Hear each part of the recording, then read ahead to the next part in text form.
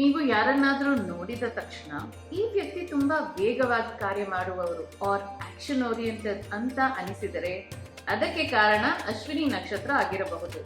ಎಲ್ಲರಿಗೂ ನಮಸ್ಕಾರ. ಇವತ್ತಿಂದ ನಾನು ನಕ್ಷತ್ರಗಳ ಬಗ್ಗೆ ಸರಳವಾಗಿ ಹೇಳುತ್ತೇನೆ. ಇವತ್ತು ನಾವು ಅಶ್ವಿನಿ ನಕ್ಷತ್ರ ಬಗ್ಗೆ ಮಾತಾಡೋಣ. ನಾನು ಈಗ ಹೇಳೋದು ನಿಮ್ಮ ಜನ್ಮ ನಕ್ಷತ್ರ ಅಶ್ವಿನಿ ಬಗ್ಗೆ. ಇದು ಸನ್ ಸೈನ್ ಅಲ್ಲ.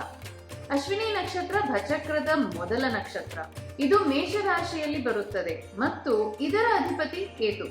ಅಶ್ವಿನಿ ಜನ್ಮ ನಕ್ಷತ್ರ ಇರುವವರ ಮೂಲ ಗುಣ ಏನು ಗೊತ್ತಾ?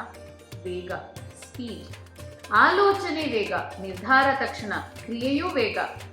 ಇವರು ಯೋಚನೆ ಮಾಡುವ ಮುಂಚೆ ಮೊದಲು ಕೆಲಸ ಮಾಡುವ ಆತುರದಲ್ಲಿ ಇರುತ್ತಾರೆ.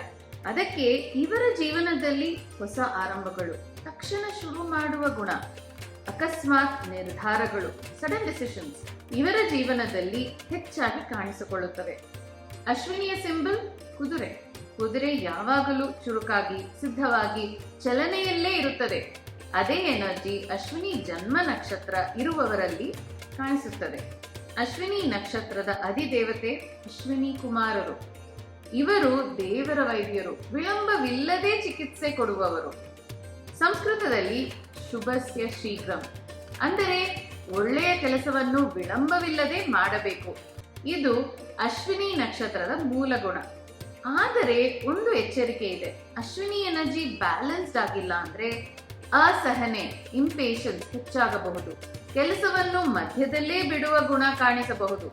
ಅಶ್ವಿನಿ ಜನ್ಮ ನಕ್ಷತ್ರ ಇದ್ದವರಿಗೆ ವೇಗ ಒಂದು ವರ, ಆದರೆ ಸಹನೆ ಒಂದು ಜೀವನ ಪಾಠ. ನೀವು ಸಹನೆ ಕಲಿತಾಗ ಇದೇ ವೇಗ ನಿಮ್ಮ ಜೀವನದಲ್ಲಿ ಸ್ಥಿರತೆ ಮತ್ತು ದೀರ್ಘಕಾಲದ ಯಶಸ್ಸನ್ನು, ಲಾಂಗ್ ಟರ್ಮ್ ಸಕ್ಸೆಸ್ ನೀಡುತ್ತದೆ. ಅಶ್ವಿನಿ ನಕ್ಷತ್ರ ಆರಂಭದ ಶಕ್ತಿ. ಸಮತೋಲನೆ ಬಂದಾಗ ಅದು ನಿಜವಾದ ಶಕ್ತಿಯಾಗುತ್ತದೆ. ಇದು ಅಶ್ವಿನಿ ನಕ್ಷತ್ರ ಬಗ್ಗೆ ಸರಳ ಪರಿಚಯ. ಮುಂದಿನ ವಾರ ಭರಣಿ ನಕ್ಷತ್ರ, ಅದರ ಅರ್ಥ ಮತ್ತೆ ಗುಣಗಳ ಬಗ್ಗೆ ಮಾತಾಡೋಣ. ಜ್ಯೋತಿಷಾಸ್ತ್ರ ನಮ್ಮ ಭಾರತೀಯ ವೇದಾಂಗ. ಇದನ್ನು ಸರಳವಾಗಿ ತಿಳಿದುಕೊಳ್ಳಲು ಆಸಕ್ತಿ ಇದ್ದರೆ ಸಬ್ಸ್ಕ್ರೈಬ್ ಫಾಲೋ ಮಾಡಿ. ಧನ್ಯವಾದಗಳು.